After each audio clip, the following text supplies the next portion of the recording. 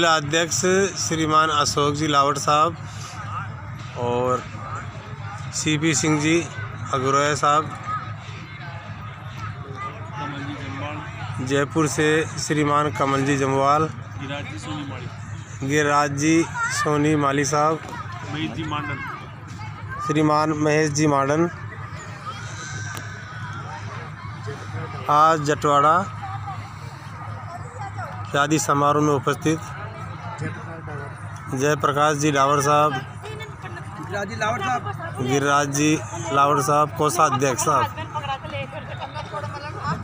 तो सीपी सिंह जी, आप ये बताइए, सर बुजुर्ग हैं कि जो आजकल ये समाज के अंदर टूटी चल रही है, समाज की अमूल्य कीमती बेशकीमती ज़मीनें हैं, उस दरों पर कोई ध्यान नहीं दे रहा है, कोई संस्था आगे नहीं आ रही है, कई प्रकार से ऐसे काम हो रहे हैं। ज़रा बताइए क्या करना चाहिए जिससे कि समाज आगे बढ़े और कुछ जागृत हो।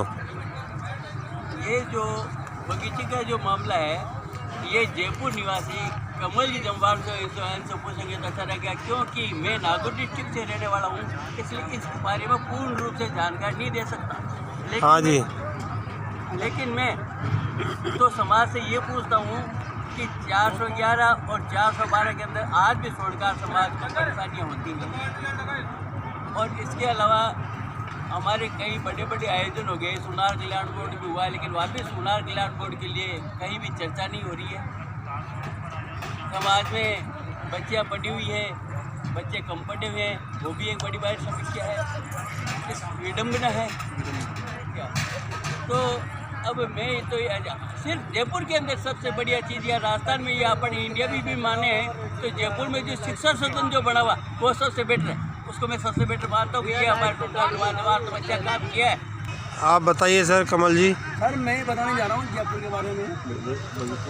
हाँ, जयदेव जी की बगीचे का मैटर नया नया है जो बता रहा हूँ आपको। जयदेव जी की बगीची हमारे समाज की करीबन 150-200 साल पुरानी एक धरोहर है। इस संपत्ति पर हमारे समाज के नानू राम जी सोनी टाक गोद से थे वो, उन्होंने वहाँ पे एक जयदेव जी नाम से बहुत बड़े संत हुए थे। उन संत की उन्होंने सेवा की। सेवा करने के बाद में संत जी ने और सब उस समय के कार्यकाल में जो राजा महाराजा थे उनके द्वारा ये ज़मीन हमारे संस्था समाज को डोनेट कर दी। सन 1985 में हाई कोर्ट से मुकदमा जीत गए थे और हमें उस समय जो अतिक्रमणकारी हैं उनसे वो जगह खाली करवा के हमको लेना था वो जगह, परंतु किसी कारण में समाज बंधु एकत्रित नहीं हुए और वो जगह हमारे को नहीं मिल पाई।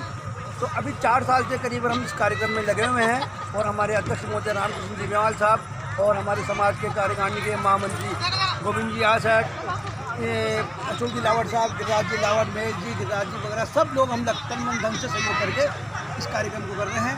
और अभी महाशिवरात्रि पर भी हमने जो कार्यक्रम किया उस कार्यक्रम में अतिक्रमणकारियों ने हमारे साथ मारपीट धोखाधड़ी की, बदमाशियाँ क्यों मरने हमारे साथ, और हमारे जो शरबत बनाया हुआ था शरबत को बाहर रख फेंका दिया, कुर्सियाँ फेंका दी, टेंट फाड़ दिए, कुर्सियाँ तोड़ दी और मारपीट तो चालू हो गए। हम लोग समाज संगठित न होने के कारण हम लोग वहाँ से अपनी जान मान बचा के निकल गए और हमने समाज से फिर दोबारा मैसेज किया कि आप सब समाज बंधु एकत्रित हो, इस काम को निपटाएं, क्योंकि समाज बंधु को ये सामने नहीं आ रहा, खाली व्हाट्सएप पर मैसेज करते हैं और ओनली बातें करते हैं। ये तो है भैजे बगीचे का मैटर उनकी बातें स्वर्णकार कल्याण बोर्ड अपना समाज संगठित नहीं है। अपने समाज में 2 ग्रुप बने हुए हैं, एक स्वर्णकार कल्याण बोर्ड के नाम से बना हुआ है, एक स्वर्णकार कला बोर्ड के नाम से बना हुआ है। स्वर्णकार कला बोर्ड बनाओगे यहाँ तो स्वर्णकार समाज को कोई भी तरह का फायदा नहीं होगा उसमें, और स्वर्णकार कल्याण बोर्ड गठित करोगे तो उसमें स्वर्णकार समाज का उत्थान होगा। ये दूसरी बात में। तीसरी बात हमारे धारा 411 खत्म करने की है, उसको कई वर्ष हो गए, अंग्रेजों के ज़माने से चलती आ रही है धारा 411। इसमें कोई प्रकार का कोई संशोधन नहीं हुआ है, खाली बातें होती है। MP साहब हैं हमारे गिरिराज जी सोनी साहब को, उन्होंने भी खाली बातें की है, कोई ऐसा काम नहीं किया उन्होंने भी। चौथी बात हमारे राधा देवी धर्मशाला का मैटर अटका हुआ है समाज का, उसमें भी किराएदार फंसा हुआ है। इसके अंदर समाज आगे आए, समाज की बंदी एकत्रित हो, ये काम हो सकता है, बाकी कुछ नहीं। धन्यवाद, हम नहीं कहूँगा।